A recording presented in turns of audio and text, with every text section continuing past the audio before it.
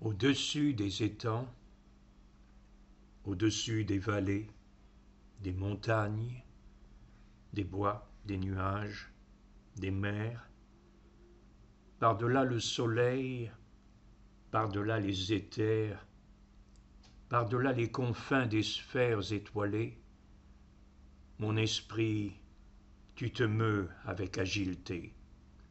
Et comme un bon nageur qui se pâme dans l'onde, tu sillonnes gaiement l'immensité profonde avec une indicible et mâle volupté. Envole-toi bien loin de ces miasmes morbides. Va te purifier dans l'air supérieur et bois comme une pure et divine liqueur le feu clair qui remplit les espaces limpides.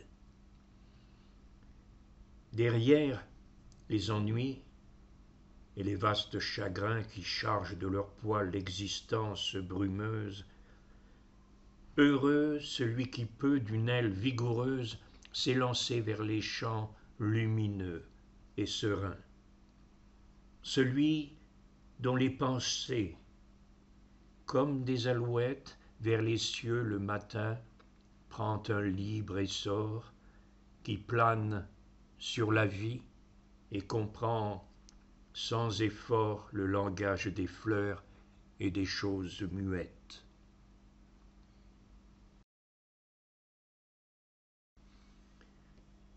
Je te donne ces vers afin que si mon nom aborde heureusement aux époques lointaines et fait rêver un soir les cervelles humaines, vaisseau favorisé par un grand aquilon, ta mémoire, pareille aux fables incertaines, fatigue le lecteur ainsi qu'un tympanon, et par un fraternel et mystique chaînon, reste comme pendu à mes rimes hautaines. Être maudit, à qui de l'abîme profond jusqu'au plus haut du ciel, rien, hors moi, ne répond. Ô toi qui comme une ombre, à la trace éphémère, foule d'un pied léger et d'un regard serein, les stupides mortels qui t'ont jugé amer, statue aux yeux de jais, grand ange au front d'airain.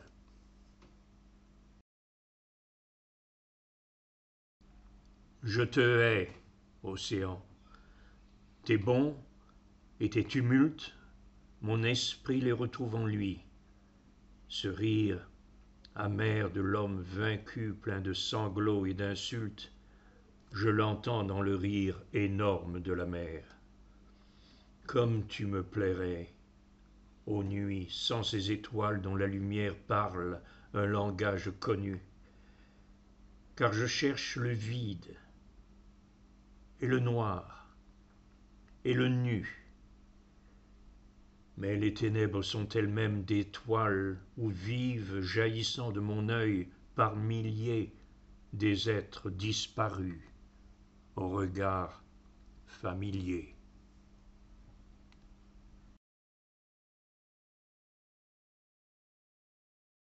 Sois sage, ô ma douleur, et tiens-toi plus tranquille.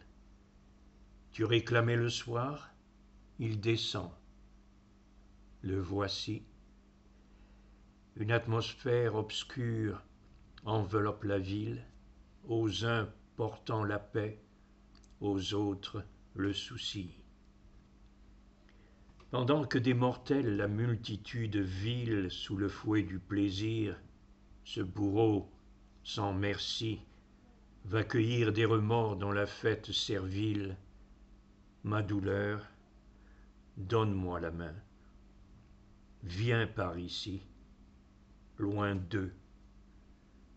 Vois se pencher les défuntes années sur les balcons du ciel en robes surannées, surgir du fond des eaux le regret souriant, le soleil moribond s'endormir sous une arche, et, comme un long linceul traînant à l'Orient, entends, ma chère, entends la douce nuit qui marche.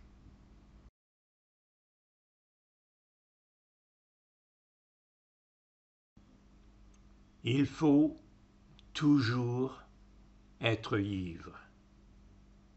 Tout est là. C'est l'unique question.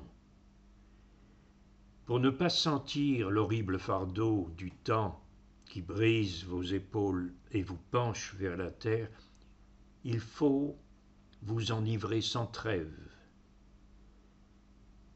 Mais de quoi? De vin, de poésie ou de vertu? À votre guise, mais enivrez-vous.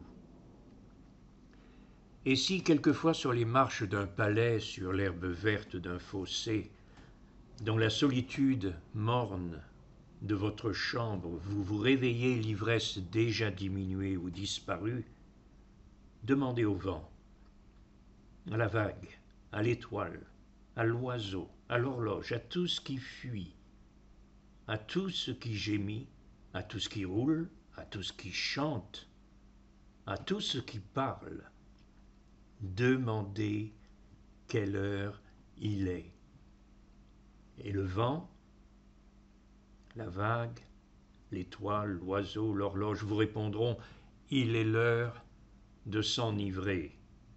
Pour n'être pas les esclaves martyrisés du temps, enivrez-vous. Enivrez-vous sans cesse de vin, de poésie ou de vertu à votre guise.